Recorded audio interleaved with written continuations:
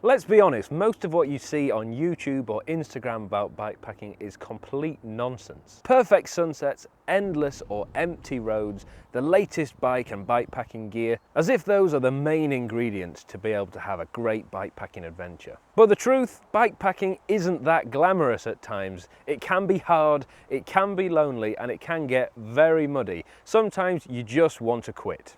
Here are 5 things that nobody tells you about bikepacking.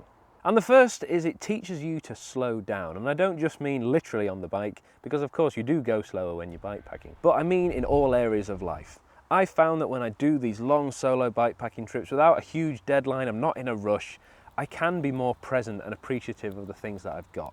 And this spills over into my everyday life. When I come home, I'm much more thankful of everything that I've got around me, and I learn to take mental snapshots of my day with my 2 young children and appreciate the time that I've got now that I may never get back with them. It's so easy in our everyday lives to just be focused on the next thing, rushing from A to B, but taking some time out to go on a bikepacking trip really reconnects you with what's important and allows you to spend some time on being present and enjoying the moment. And the second is sometimes it is rubbish. You can get cold, miserable, wet, tired, injured, and sometimes you just want to throw in the towel. However, it does help build up your mental resilience if you push through these things, and there have been a few times for me personally where I really wanted to throw in the towel but I didn't, and I'm so glad I didn't when I finally finished the trip. Equally though, I have thrown in the towel several times and been very glad that I did. And on occasion, that is the best thing to do. If you're really not enjoying it, sometimes it's just worth going home and trying again another time. And the great thing about this is that when you do have really good times, they feel amazing, because you can't have great times without experiencing the bad times as well. Which kind of leads me nicely onto the third thing that nobody tells you about bikepacking, is that your inner chimp is probably a lot stronger than you think. Most of us nowadays have very comfortable lives, and we're rarely put in a position where something is so hard we have to tell ourselves to keep going.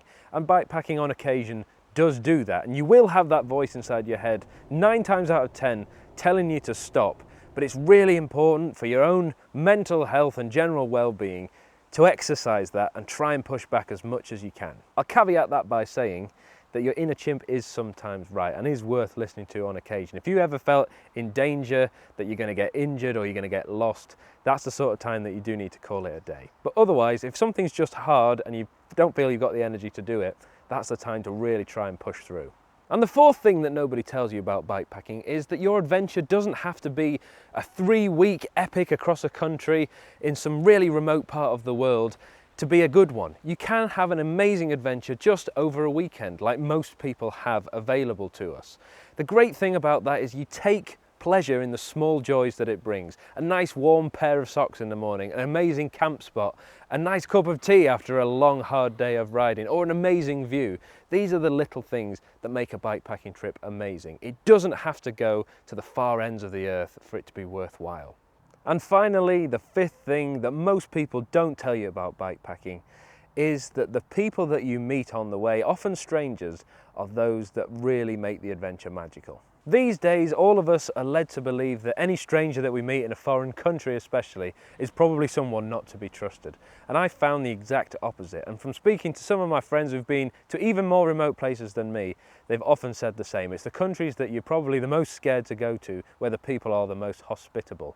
I've been helped by so many kind strangers over the years, whether it was Ron and Carol up in the Highlands of Scotland who helped me fix my puncture, or the Icelandic man who drove me in his van down to my campsite during a terrible storm. All of these people are people I've either kept in touch with or remember fondly when I think back to my bikepacking trip in those places. I'd be curious to get your thoughts on this. Everyone has different adventures, so let me know things that you've learned or things that you were never told about bikepacking before you started that you've subsequently learned in the comments section below.